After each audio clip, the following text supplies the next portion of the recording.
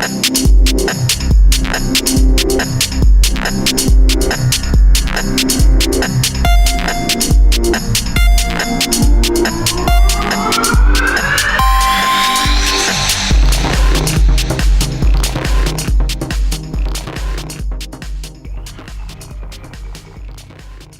to the One More Rep podcast, where we take it beyond the barbell. I'm your host, Mo Dingo, and with me with a cold can of blood orange psychopathy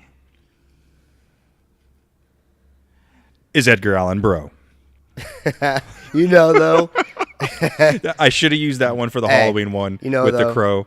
Yeah. And then, but I don't know, the Baltimore Ravens and, those pieces of shit. Or sorry, not the crow, the Ravens. We beat them, yeah. You know, as a Browns fan, we beat those guys, just saying. So speaking of Browns fans, so tell me about, we'll say we're in the first quarter of the season, going into the second quarter. How do you feel about the Browns right now? We have double the wins this year than we have the last 2 years. Yeah. No, definitely on it just shows you how important the quarterback position is, how close we've been the last couple of years. We just didn't have a quarterback. Mm-hmm. And having Baker come in and do a really good job, it's been refreshing. Usually if we get down by like 10 points, hang it up. We know that the game's over because we have nobody that can put the ball in the end zone, unless Zeus comes down and starts playing quarterback, and then we might have a shot. But no, it's been a good. I've always, Browns fan. We've had some really bad years, and it's nice to see it upticking and get some national recognition and beating the number one defense in the NFL and the old Browns. It's even better. So for those of you that aren't old enough to recall, 99. We got our team back. Yeah, the Browns had a franchise. They were an AFL team, I think. What do you mean? From going back way back. Oh. Yeah, there's only, 10 teams back then. Yeah, so then, fast forward to the NFL, and then they had some, they were pretty good, late 80s, Bernie Kosar. 90s. Yeah, Kevin Mack. We were picked to go to the Super Bowl the year that Art Modell sold. Yeah. Yep. So then the team was sold. That was Bill Belichick as our coach. Yeah, the team was sold and essentially became the Baltimore Ravens. Yep, and they won a Super Bowl with 4 years later. Yep, essentially with the Browns players. team. Yep. And Cleveland went. We went 4 years. 4 years without a team. 3 years. 3 years without a team. It was 96 to 99. Yeah, then came back as a quote expansion team, but still was able to retain the name of the Cleveland Browns. Yep. And that's where the roller coaster ride started. Yeah. Was it Cade McNown? I think was their. The first quarterback? Tim Couch. Tim Couch, okay. Yeah, yep. Was their first quarterback picked. Yep, and we've had about 23 since then. It's been pretty bad. Yeah, and they've always gone out of their way to spend money early on in the draft on quarterbacks, but none of them have just really panned out. They've had a couple flashes. They had a couple 500 seasons, I think, right? Yeah, well, we went to the playoffs one year. Yeah, lost to the Steelers.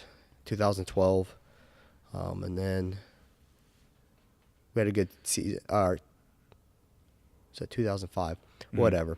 Yeah, went to the playoffs, and then we had a couple of good seasons with Derek Anderson. But whatever, it's back on the up and up. Yeah, it's awesome.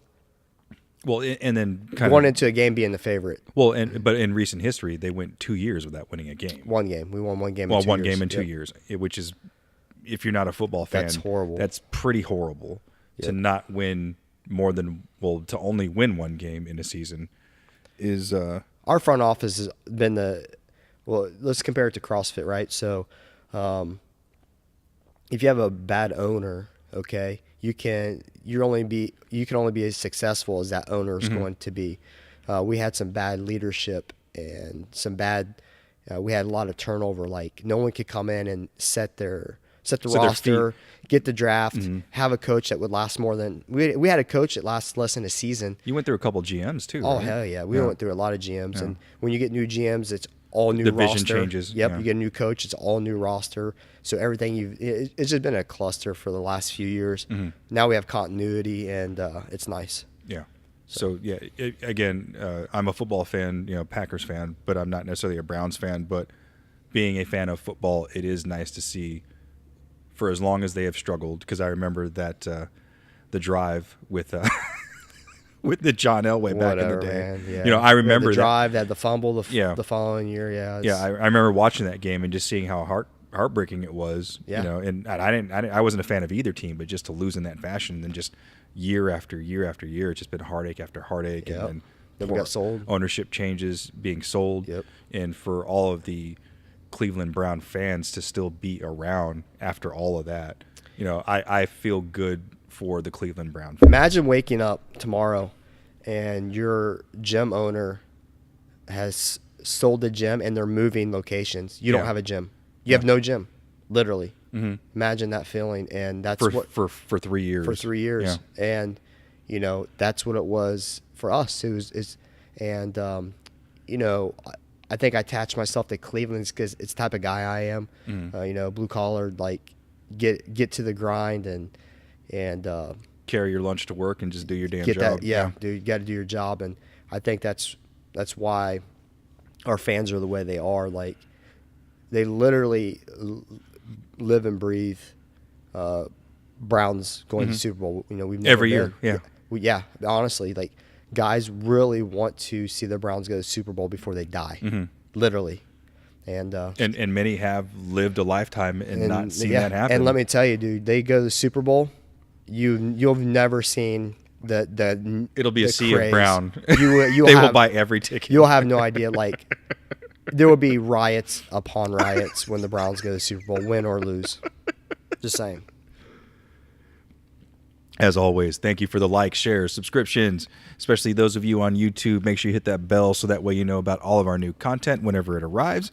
We're slowly getting that under control. Brody's doing a great job with the video stuff because I don't know about video. I just know about audio. But I don't know anything about video either. It's sort of like Inglourious Bastards. You ever see that movie? Yeah. What part are you going to talk about? Okay. Okay. I speak the third best Italian. Okay. Brody does first best video. It doesn't mean you're good at it. It just means you can speak He's the best at it. Italian. Grazie. Buongiorno. Buongiorno, yeah. But again, seriously, thank you. I look at the analytics quite often, and I see that you guys are actually sharing the show with other people. Some people are finding it organically, and for those of you that just found the show on your own, we really do appreciate the subscriptions. Actually, the topic we're going to talk about today, Bro and I were looking at it, and I think he's a truly organic listener, and he's commented, and we're going to cover one of the topics that he asked about on the list that we posted on social media the other day. But taking a step back, though, again, as always, thanking Wally from 7.5 Clothing for being our sponsor, making badass gear for your badass ventures. Buy those shirts, rock those shirts, take pictures of them when you're getting those 20-pound PRs. And if you're 25-pound PRs, Slipknot ads. Make sure you add some Slipknot on there. It's 30, so you're up to 55 pounds. I'm telling you, hey, take your videos and send it to me. I want to see your celebration. Yeah, prove us wrong. Yeah, prove us wrong. I've tested it. Yeah, keep supporting Wally. Small businesses are huge. We go out of our way as a gym to support a small business first and foremost. Just like my old English koozie here. We got 7.5 koozies. Yeah. He made them. These are bottles. beer koozies too, or bottle koozies. Yeah, which is legit. Yeah. But yeah, we support our local businesses that we can any time that we can. The money that goes to them goes much longer than what it does to a major corporation, right? And you don't get handwritten notes, man. Yeah, absolutely. I keep seeing those people that I know that are starting to purchase. They keep posting them, and they post these like, it's a good thing, man. Yeah. They're genuine people. If only we could get sponsored by a small beer company or a small butcher shop. What's up? Need herrings? Yeah, absolutely. That'd be sick, dude. Or a small coffee 30 shop. pounds of chicken a week. That's what I need. for 2 people. Right. Tell them the story about when you went there to order and they were like, you need how much chicken? Yeah, buy in bulk. Like, I think go through about it's about 23 pounds and sometimes 30 pounds depending of chicken per week. And for himself and Angie. So I go to order, and it's the first couple times in the meat market, and they're like, "Oh, what?" Everybody's in there buying like 2 chicken breasts, like, and getting wrapped up for dinner. I'm like, that's a snack, like 2 chicken breasts, like. But yeah, so I'll go in and I'll get like sometimes 20 pounds of burger, or it's always a bulk, so it's pretty funny. But yeah, because you guys do you guys will cook in bulk for the week. Yeah. Or I get 50 pounds of hamburger. Sometimes I get a good deal on that. Yeah. But no. Yeah, sponsorships are cool, man. We just need to keep adding them on. Like, we're just going to really start looking at things we need. Like, we need beer. Okay. We need food. Yeah. Okay. We got the apparel covered.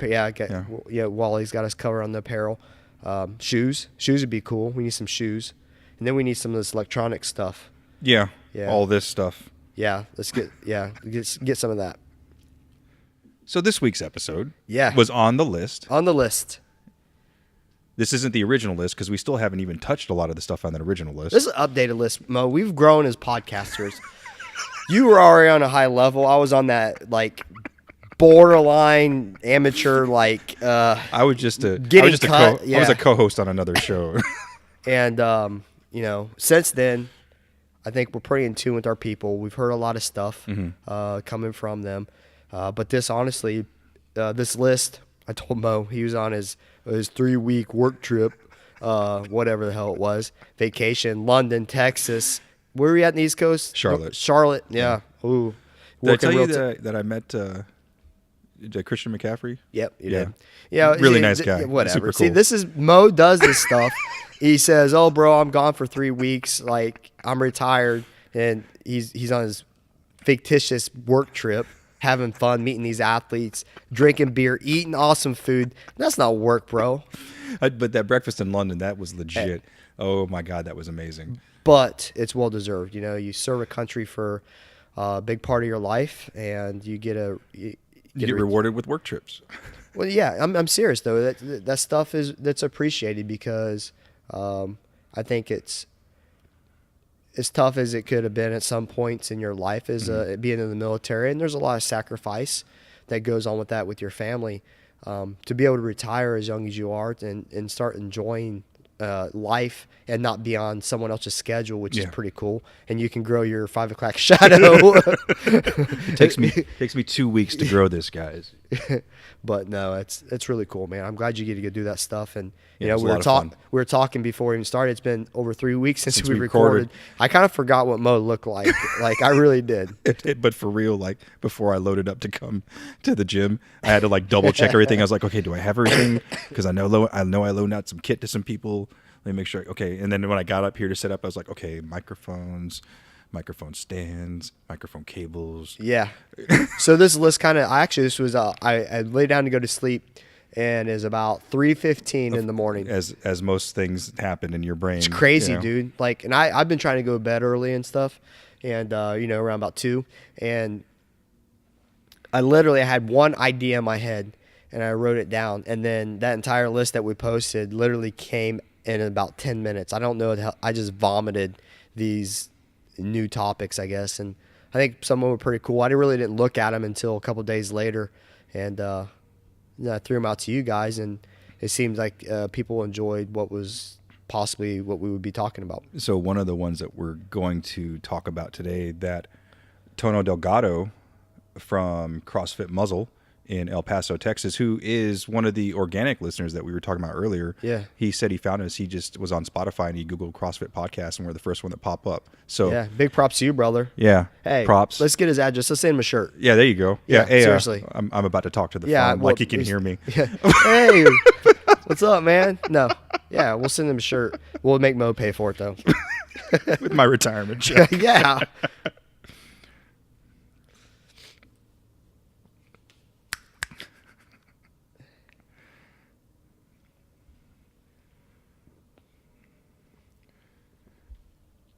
Now everybody's going to be saying, hey, I'm an organic listener. Send me a shirt. Well, you've been listening to us from day one. Don't like. Yeah, hold on, bro. You were the second dude to subscribe to our YouTube channel. Don't be giving me this. They're gonna be changing their name. They're gonna make fake accounts. Yeah, like they're gonna like spell their name backwards. There you go. And like tell us they're from like Austria. So the one question that Tono fired back on that list that we had is referring to what does it take to start a gym? Yep. Right. So, and I was telling Mo what I want to talk about is some of you were like, well, I really don't care. Well, I think that we're going to tie this in because you're going to kind of see what is done to make everything the way it is at your gym the way it is. I think that sometimes you don't think about it. You just show up, you're four walls and you're like, I just want to do the gym. But there's an appreciation I think that you may have after this, because if it's done the way I kind of laid out how we did it, as an owner, I don't want someone to say, hey, yeah, you're so awesome, way to go, we appreciate everything. I don't need that, right? Mm-hmm. I don't need that. I really don't. But when I get the random texts that say that, mm-hmm. it means the world to me, because I don't need it. I mean, everybody seems happy, have a good pulse and mm-hmm. On the gym, and but when you hear it, it's nice. Absolutely.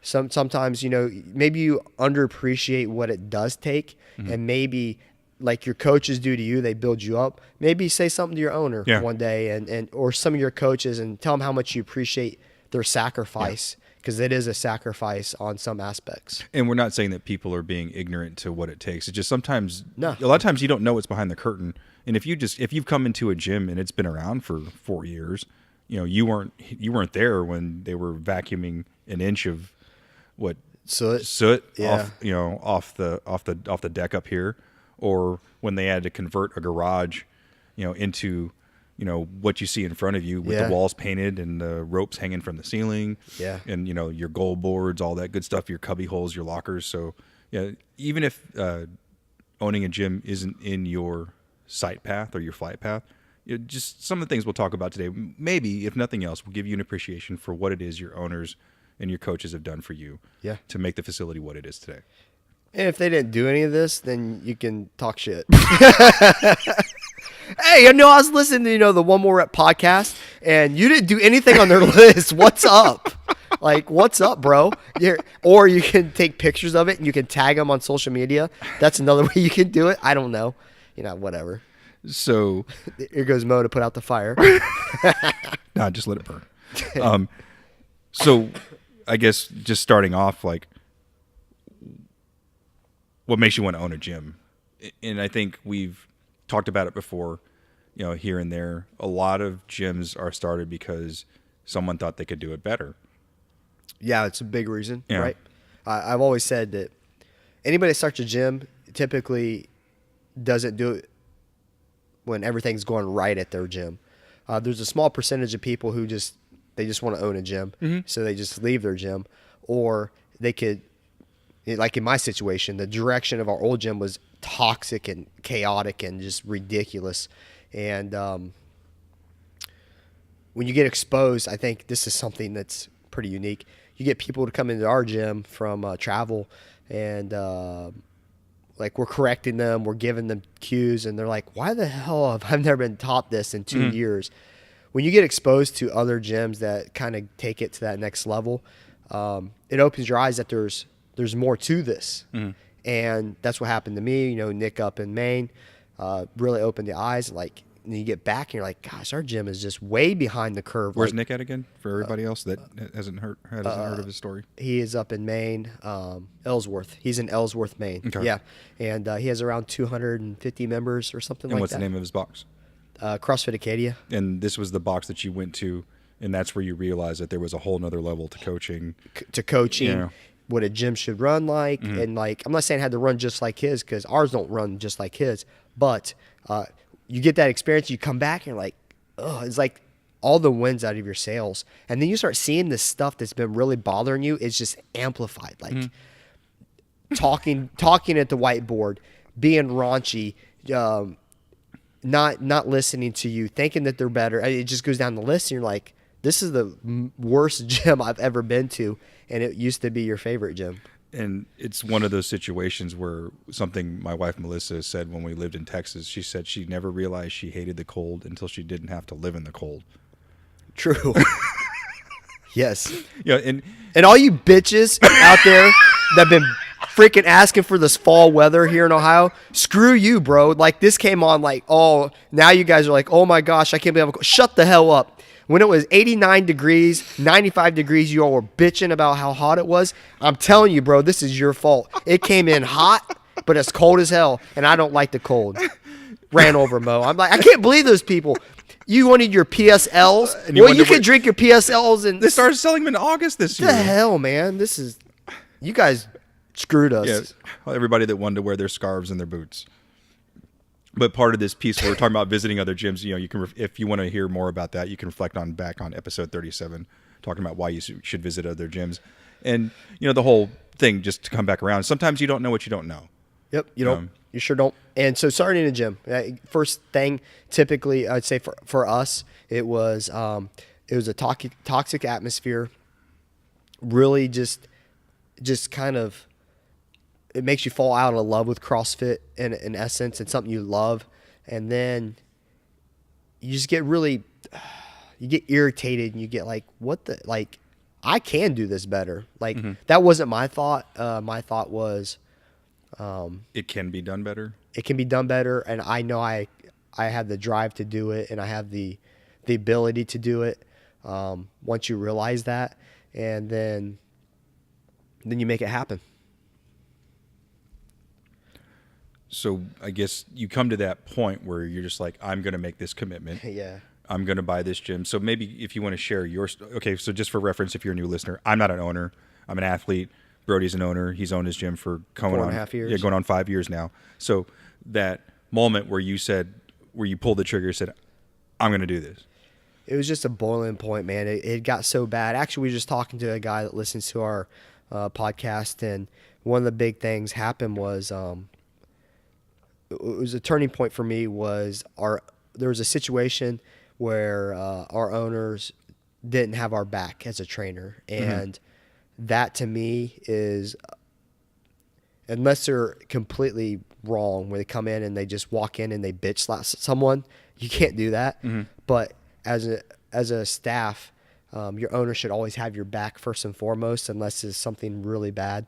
Unless you did something wrong. Yeah, and that was my final breaking point. And I think that you put so much time and effort into training, at least I did, and I put a lot of just you fall in love with it, right? You fall in love with it, and you do that, and I wasn't getting paid, and I did everything I could to give them the best experiences ever. And then when it's time to get your back, after everything you've done, they don't.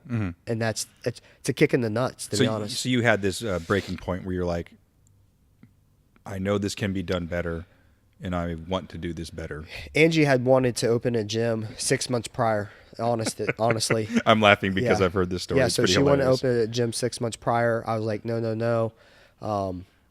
Things just kept getting worse.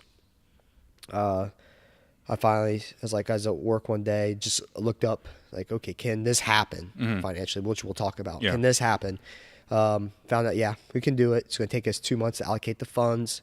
We want to pay half cash, borrow half, have very little debt when we start, because we want to be a debt-free gym. As fast as possible. As possible. And now we've been debt-free for 4 years. You said since the first month, right? Well, when we had to pay the credit card off, but yes, we made money our first month, like we were in the black, but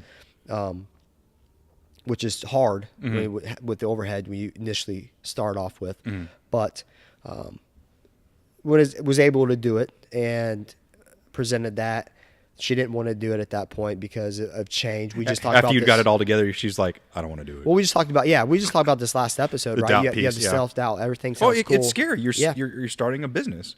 Yeah, and she never knew really what goes into that type of stuff. I do. It's a lot of work, a lot of hard work. And then, so the next thing, we can talk about is, what's the next step? And I think that's letting your owners know that you're actually going to start a gym. And that's a lot of times in my experience, I have not seen that happen, but I think that's Mo, and this is my opinion, I think that's the right thing to do. And I thought it was too. And so before we even talked about taking the next step, I said, I will not proceed with this until we tell them. Drive over there, tell them, and I'll be damned. It just made me want to do it even more.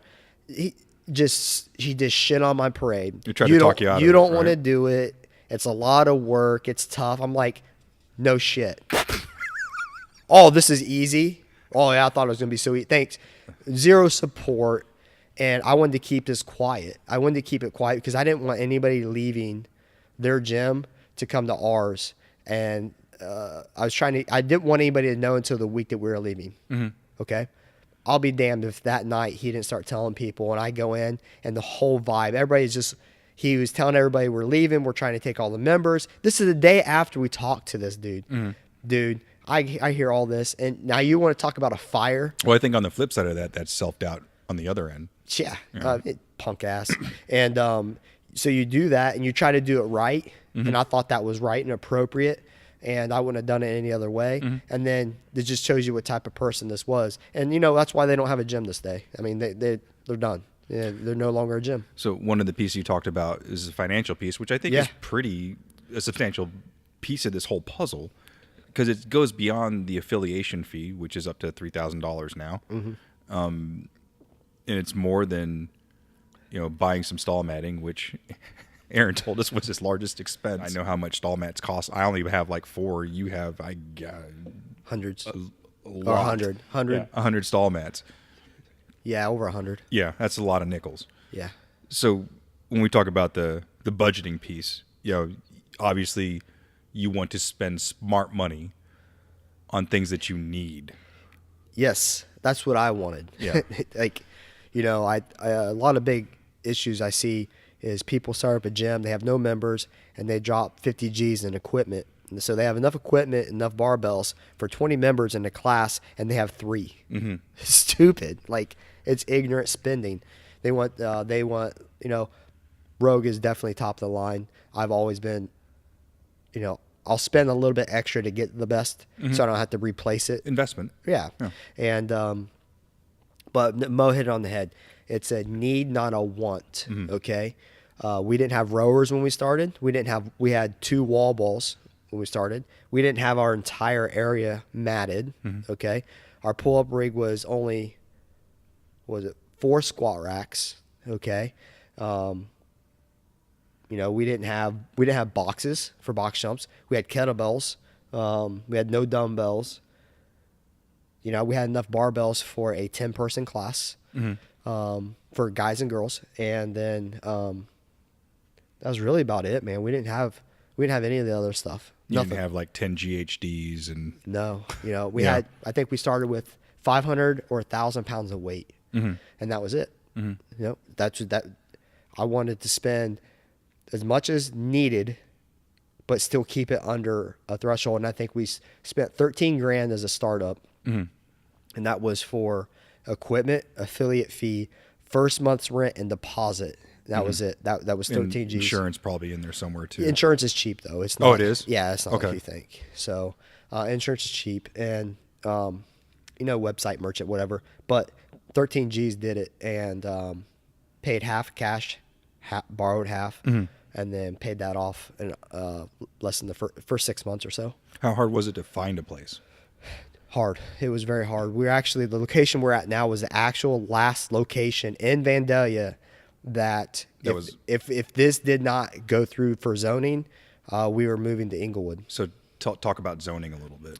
Yeah, you think that you go to a warehouse anywhere, if it's an empty building. In an industrial area. I'll give you an example. The one building we actually really wanted was at the airport, on the outside of the airport.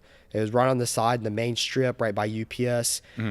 How many people travel? See how many people drive by that place? Yeah. So we thought that was huge. Go in, it's a warehouse, sort of like ours, different L. It was L-shaped, but different. Had a great area for a lobby, great kids area. It didn't have a loft like ours, which I'm glad we have this. Mm-hmm. It was holding boxes. That was it. Just cardboard boxes in there that were flat to ship out. We weren't zoned to be in that building. It's just, So when you say zoning, exactly what is you that? have to fall in under a certain threshold of like, What type of business can operate in yeah, there? Okay. like a fitness facility could not operate in that. An industrial area or something? Yeah. Okay. So we came to a township approved, and then that was it. I mean, if not, then we wouldn't be here. We'd be in Inglewood. And if you try to reflect on that for a second as an owner, think about the people you would have never met. Because Inglewood is probably, if you take the highway, probably about 15 minutes from here. Yeah. That was it. So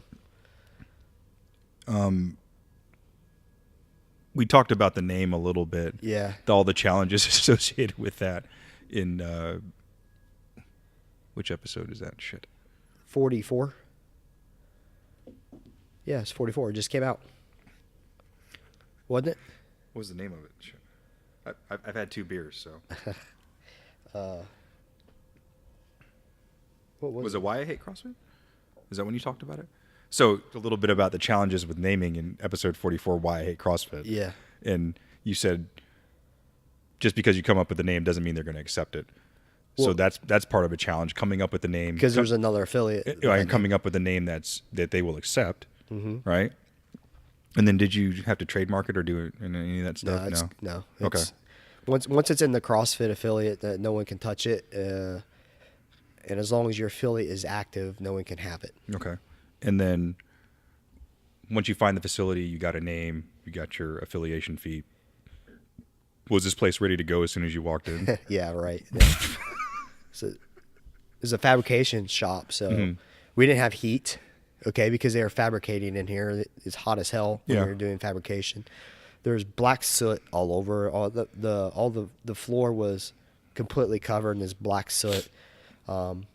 Ungodly amount of work. We had 2 weeks, 10 days to get this up and running by time, because we had a date we wanted to start, but we were just, you have your affiliate, you have your name, you have everything in line, you got your insurance, you got your equipment, everything's ready to go, but your building's behind because it's a process. It's not easy. It really isn't. There's work that needed to be done in this Oh facility. yeah, we repainted all the walls, did the striping across the top.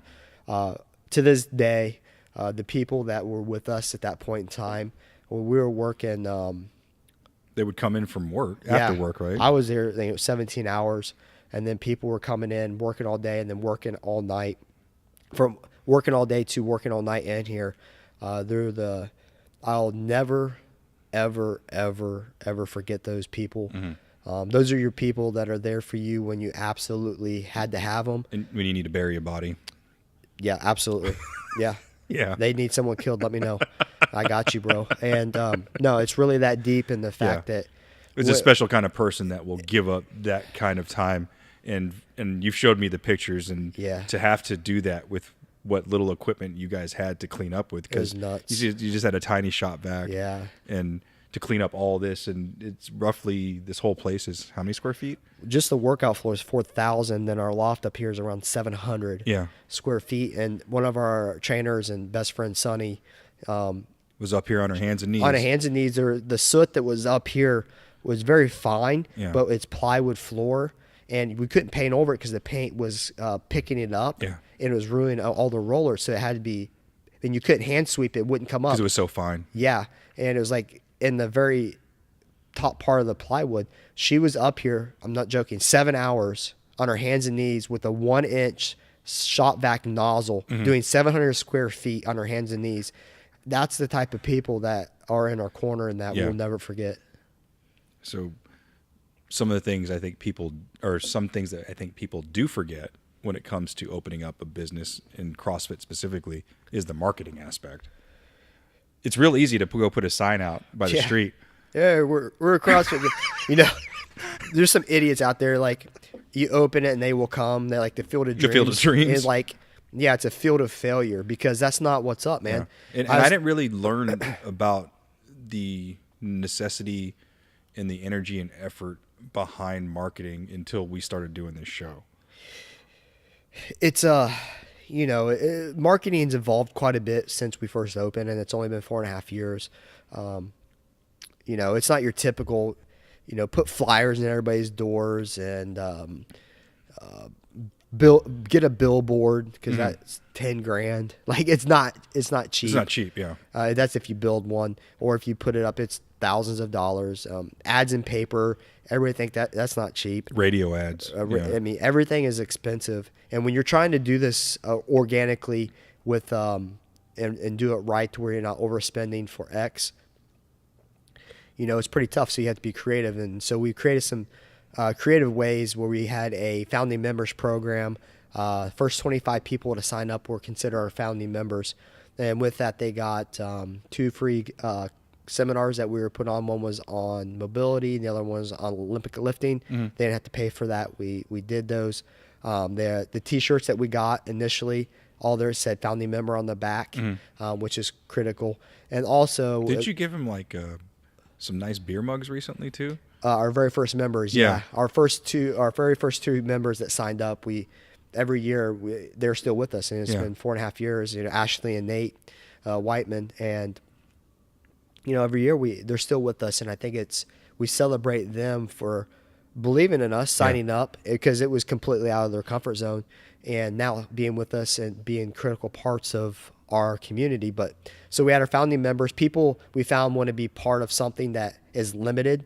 As a founding member and be a part of something new. And so it created a buzz. We got those 25 spots really easy.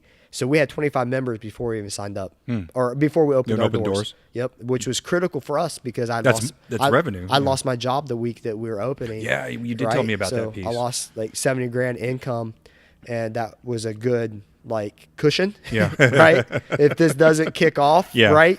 Lost my job the week that we opened. Which, I don't care. That doesn't bother me. I'm good. Back against the wall. I got 1%. Let's do this. Yeah, let's go. Hell, I'll get this. There's nothing. So we had 25 members. Which, going back to the self-doubt from the last episode, it would have been really easy for you to be like, oh my God, I just lost my job. I don't have a steady source of income. I can't do this. Yeah. Nope. Hell no. Sonny would have killed me because she spent 7 hours up here on her hands and knees. She wouldn't have let us back out of that.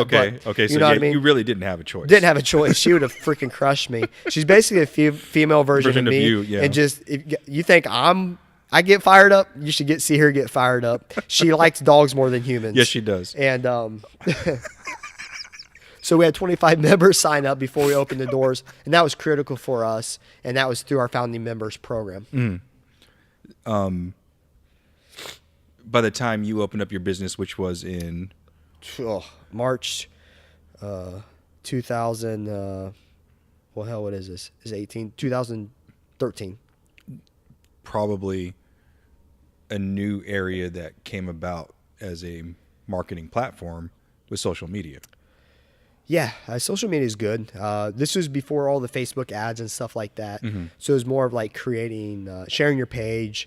But, I'm not the type of person, and probably one of my downfalls, I guess, if you ask someone that... Areas of improvement. I don't even think it's that. I think people just like to shit on you because they think what they're doing is the best. I never think what I'm doing is the best. I'll share my information, well, most of it, and you can do whatever the hell you want with it. But... I think you can be like Hollister, or as we talked, the Buckle Challenge. There's just too much. Just too much. Now you become annoying. Well, maybe I'm annoying to people that are douchebags because I call them out on their stuff. But I don't want to be that overbearing. In your face. And we still aren't to this day. This is who we are. I'm not going to sit here #1 gym in Dayton, # all this dumb shit. We're proud of what we offer, and but people. But we are the #1 CrossFit podcast. We are, absolutely. I will say that. Rich Froney, step your game up. I'm just saying. Maybe if Matt Frazier puts one out, he might be. No, just kidding. But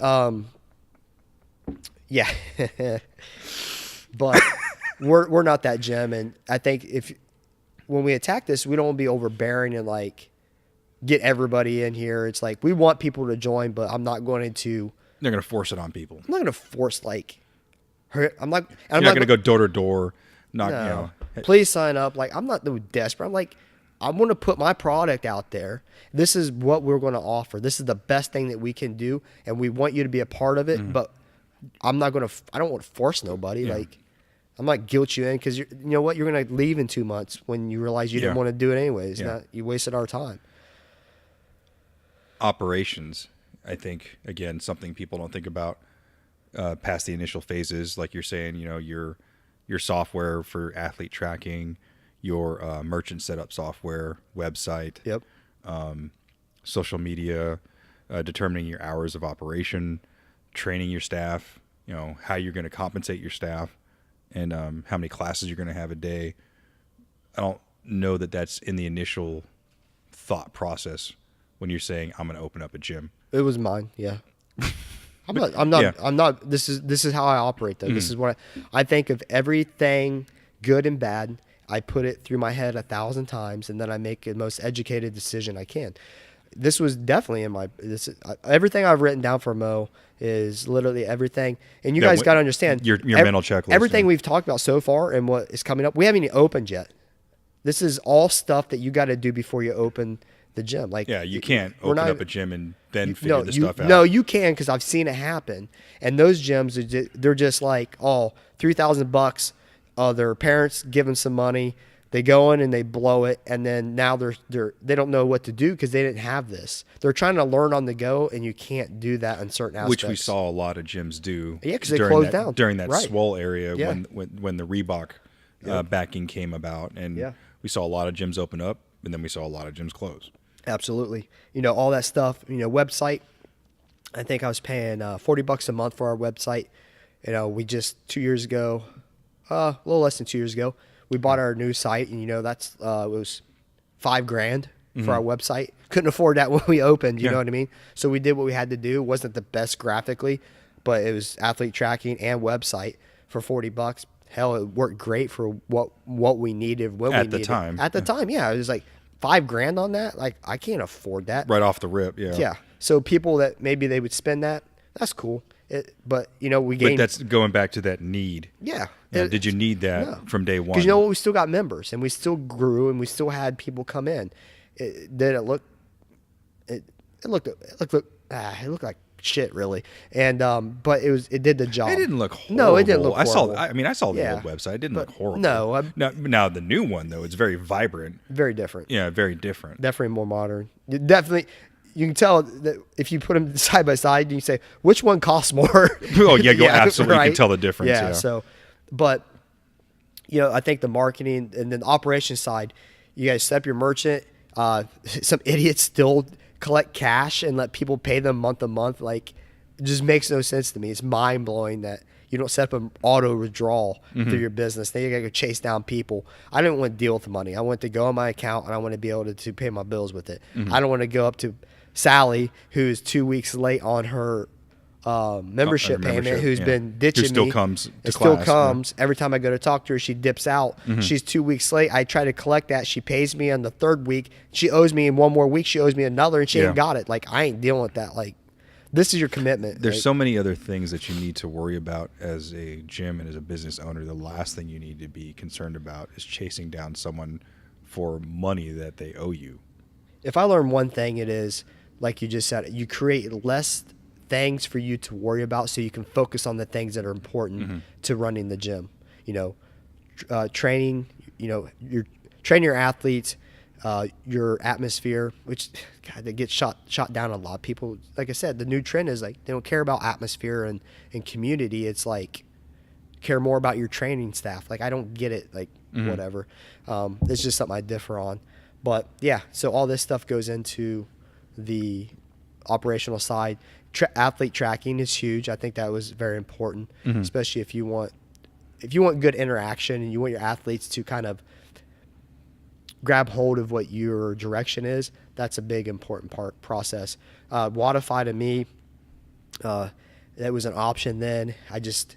I'm glad I never got into it because but you rewind 4 years ago and there were very limited options. It was like Mind and Body, Wodify, and I honestly can't name anybody older than that, really. Yeah, and Wodify is just it's about to fail in my opinion. A lot of people are switching out of that finally. But it just creates this toxic, like people care more about beating the next person. Oh, with the leaderboard stuff. The leaderboard stuff, like that's stupid.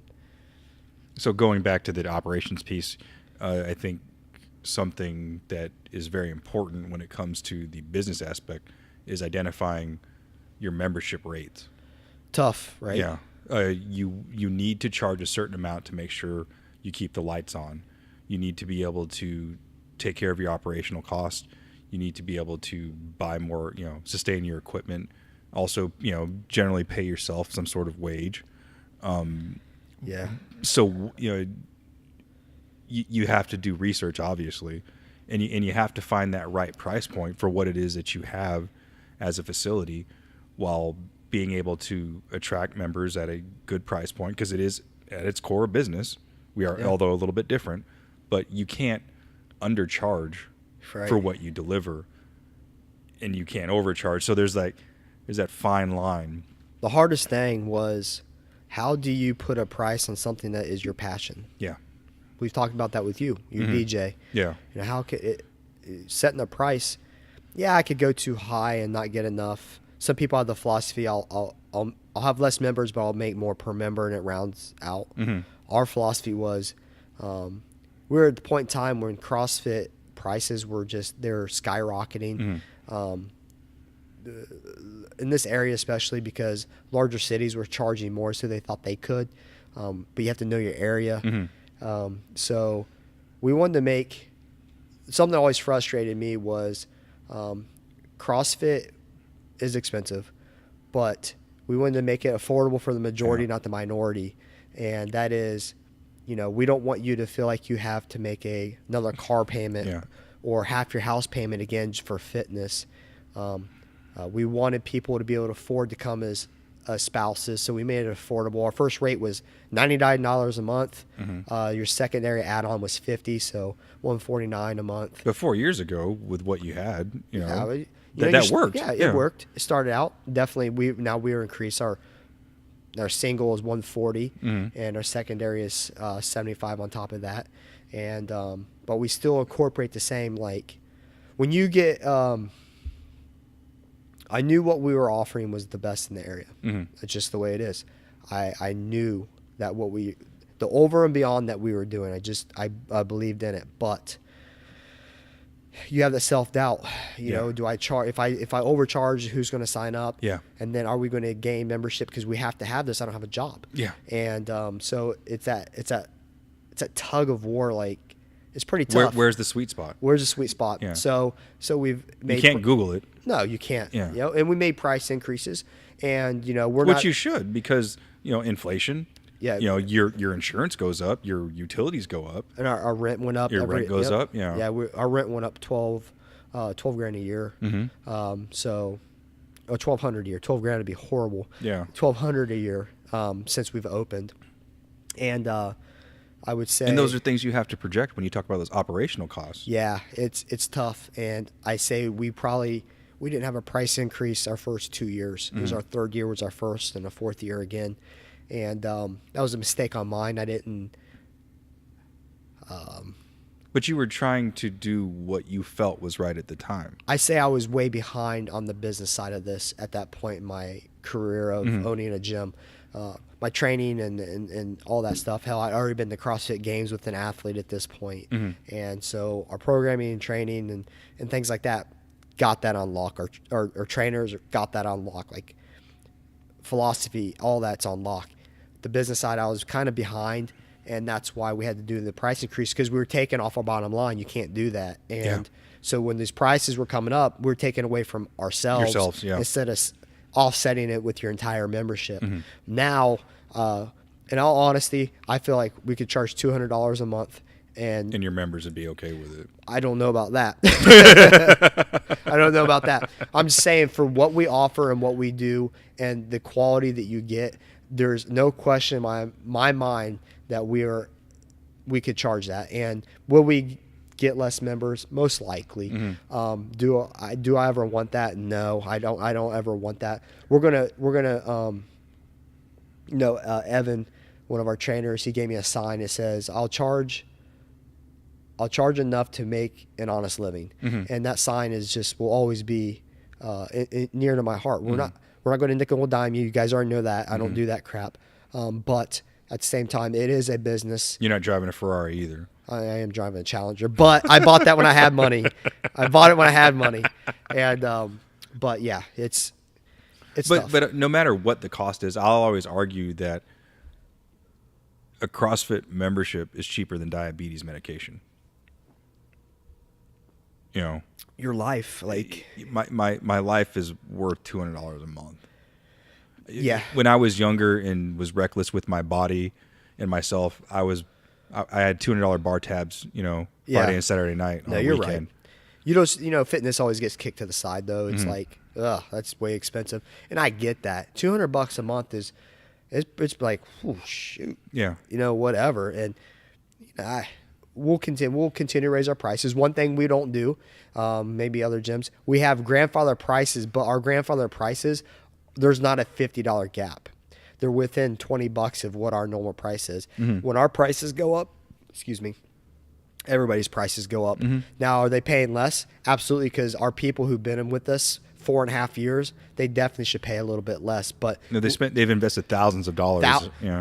Thousands of dollars, but in the sweat equity. Screw the money. Yes, the sweat equity, the all the times they've pitched in to help me do something. When they come in and they paint the walls. When we had our work day, we had 50 people out of our gym show up, work here for about 14 hours to accomplish. To lay down the laminate floors downstairs. That stuff right there, that's worth every single penny to me. And that's something that that work day we just had will be another day that I'll never forget. And I think one of the last things that you probably need to establish before you even fill out that affiliation fee form and think of a name is you got to identify the direction that your gym wants to go.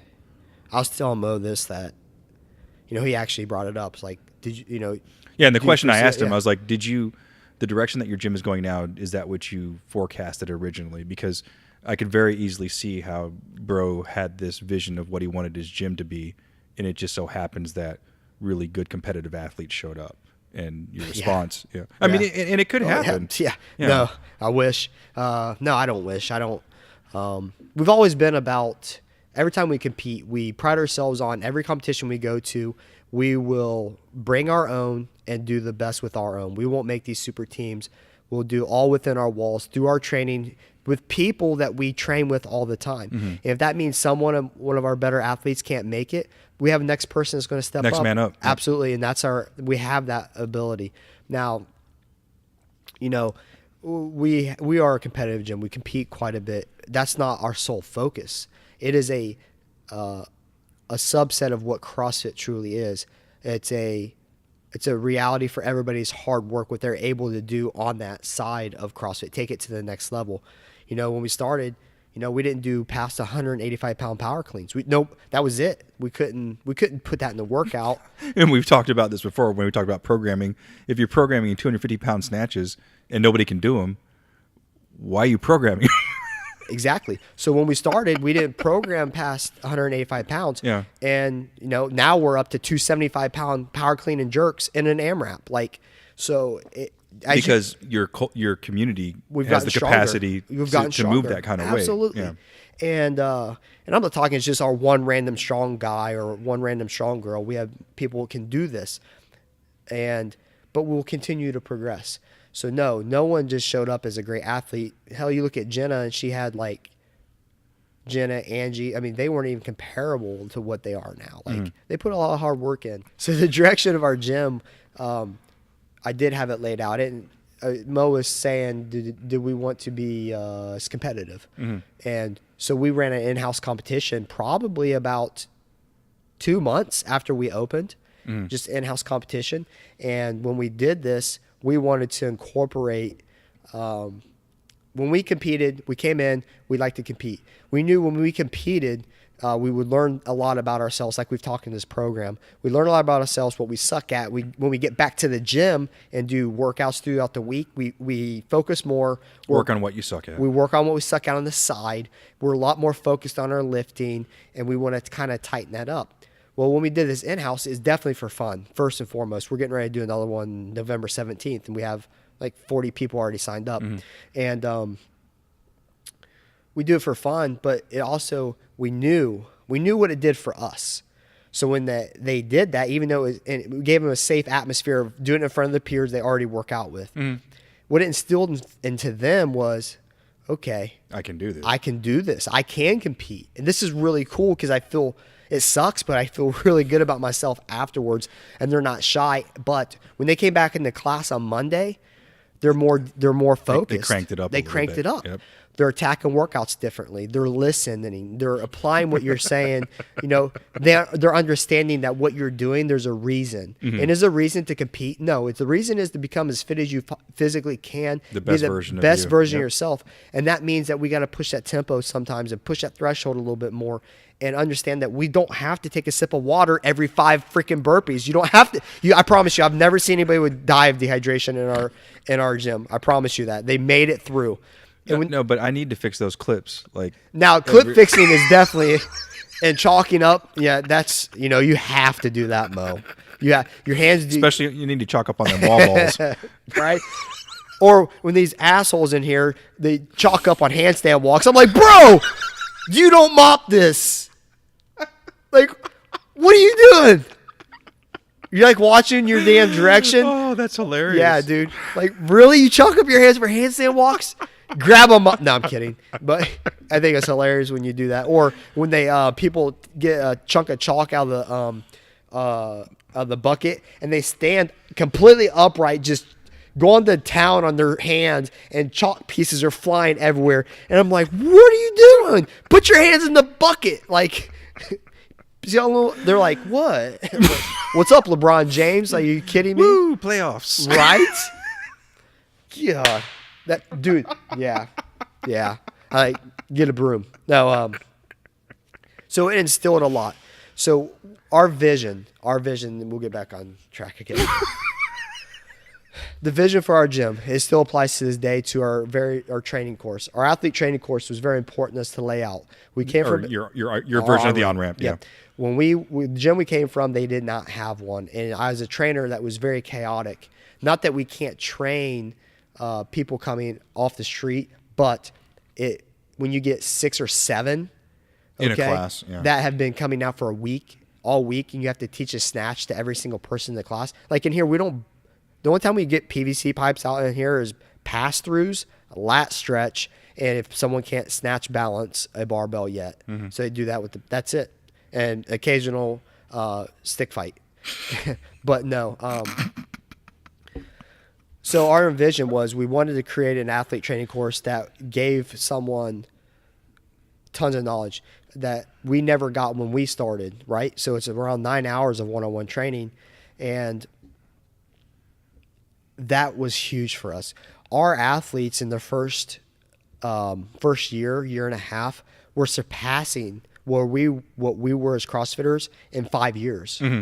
Like, it pisses you off, Mo, really. I mean, you know what I mean? They had a template. They had the guidance. They had the I wish I would have had a on-ramp class when I first started my career, because there was a lot of stuff I'm still unlearning, after almost 8 years of doing this.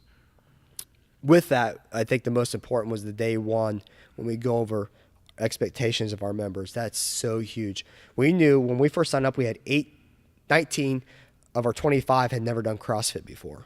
So we had 19 people in our first training You're way course. outnumbered. Yeah. Way outnumbered, but we had we had 2 trainers doing it, but we had it. It was challenging, but it was definitely well ran. It was an investment. And it was well ran. It was right. And but when we get new members in here and they come in, and like I had today, they come in and they see our people working out. They come in, introduce themselves, say hi, I'll be right with you, but they see how people act. Are they dicking off? Okay, are they just goofing around? Or are they not paying attention at the whiteboard when we have the whiteboard talk? Are they talking during that? Are they not? Or their reps look a lot different than the next person's, and then that person's looks different than the next. There's no standards. They see all of this, okay? Now they think it's acceptable. from day one, when we talk about our expectations of members, no bad attitude, leave your drama at the door. It is not welcome. Under any circumstance, it is not welcome. You will not come in here and ruin everybody else's hour that they get for themselves. Mm-hmm. Standard of movement, accountability, okay? Standard of movement, if we tell you the wall ball fully goes above the line and you have the capabilities to, and you're not modified below that, we expect you to do that standard of movement. Break 90, wall ball fully above. If it does not happen, it does not count. You must hold that standard, because the person beside you, I promise you, is holding that standard. And the other person beside you, I promise you, is holding that standard. Do not be that person. Accountability. If someone's not watching you, okay, and you're on rep 89 and it's tough and it's hard because your legs don't work on some air squats, that doesn't mean you quit. You have the personal accountability that you will do every single rep to its fullest, and you will do it without thought, okay? And clicks. Clicks are not welcome here. If you start separating yourself from the majority, we will pull you apart, talk to you. If you do it again, you're kicked out. Literally, that's it. Your money is not worth ruining what we have worked for. This is people who've never done CrossFit before, Mo, and we're like dropping the hammer. But here's why. Those next people. Well, it's not so much about dropping the hammer, but if you show someone versus tell them, and they see what the expectations of the culture are, they're going to assimilate. And if it's not something they're willing to do, then they'll probably peace out. Yeah, and that's fine, because you've invested a lot into your organization. And the kind of parallel I can draw from that is, like, when I went to boot camp, I didn't know all the rules, but I saw all these other people who were in boot camp with me, and I saw how they were moving and what they were doing. Yep. So I followed in line. I tried to do my best to be like those guys that I knew that were ahead of me. Right. And that kind of goes with what you're saying here. Right. So when they come out, and I knew our next training course was going to come in, and they're going to see these guys working out, because our training courses follow the 5:30 p.m. class. So they come in for the training course at 6:30. Our 5:30 class is at the end of the workout. And if they see them half-assing it, now they think it's cool. But if they see them like miss a rep, or the ball doesn't go high enough, or they say we have an overhead lunge and they stop 1 foot before the line and just drop their weight, if they see that, they're going to simulate towards that. Now that causes an issue, because that happens, then the next class that comes through, that'll do it. Now every member from then on out will have that mindset of this is acceptable when it's not. So it's creating opportunities for questioning, and then what ends up returning is resentment and the stuff that we talk about in stop segregating your members. Like this builds up, animosity builds up in us. It's a natural thing. And if you're busting your ass and you're crossing that line every freaking time, but the person right next to you is falling a foot short, or the foot's on the line and they don't cross it, they're going to get pissed off, because that's not accepted here. That is not accepted here. But what I've always done, maybe it is not liked, but I will talk about the elephant in the room. Clicks, drama, all that stuff. I'll talk about it just to let you know, hey, I know its existence. I've seen it ruin gyms. I've been part of that where it ruins gyms. It will not happen here. And when you tell what can't happen, it doesn't happen. But also going back to, as an owner, if this is a path you're going to choose, if you reflect back on our leadership episode, what you allow to happen is what you tolerate within your culture. Yeah. Because for the longest time, like for me, my standpoint on bro reps and people short and stuff was like, well, it doesn't affect my workout. But that's just how my brain works. I can work beyond that. But for the other individual who's struggled and had challenges, I can absolutely see how that could have a negative impact on their on how they perceive the culture to be. Yeah. Again, worked in large organizations. I know you're going to have a certain percentage of jack wagons, no matter, and the bigger the group gets, the percentage increase, or the number increases, the percentage still stays the same. But my brain works different. I'm not everybody, and I have to remember that. Yeah. That just because I can take that information and push it to the side because it doesn't affect my fitness. Yep. Not the other, 199 people in my organization might not see it the same way.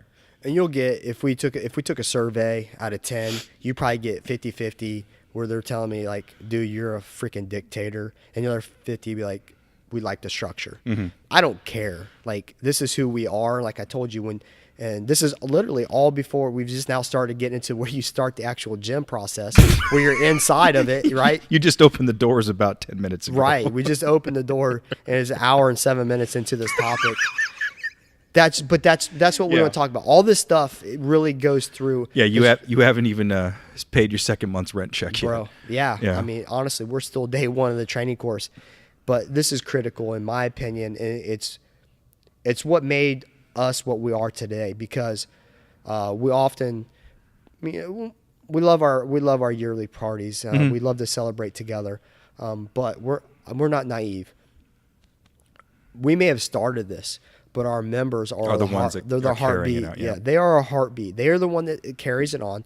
They're the ones, while we're coaching, they're going up and talking to people that are coming in that for the first time that are nervous. We had a 68-year-old guy come in today, and Jenna's talking his head off. And we just talked about in the last episode, it was a conversation. If she didn't show up here because of, she would have never had that. She would have never had a conversation. And that's, I love conversations. I love meeting people that are just random. And I think it's really cool that, and talking to a guy at 68, he's very, very intimidating to come in here at 68 years old, because he's used to working out at the Y. You have 100 people comes there. in here and there's weights dropping and loud music and and people like half his age. And he said, and everybody's fit. Yeah. Right. You got Jenna walking up, lats out, invisible lat syndrome, walking up to this guy. No, I'm kidding. Not kidding. But no. But yeah, you know what I mean? So that's cool. Our people are what continue what we wanted when we started. Yeah. And it's because hardest thing as an owner for me was entrusting our members to do things. To carry out your vision. To take out the trash. I wanted to do everything because I didn't want to hinder them. This was your business. Our business. This was this is us. I don't expect you to take out the trash, but they want to. They want to help. You know what I mean? And I got a really good.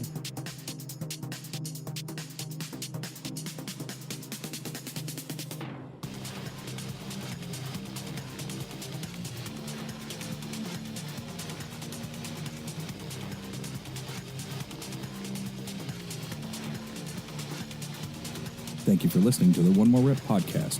You can follow us on Facebook and Instagram at One More Rep Podcast, or on Twitter at Can I Get One More, or shoot us an email at canigetonmore@gmail.com.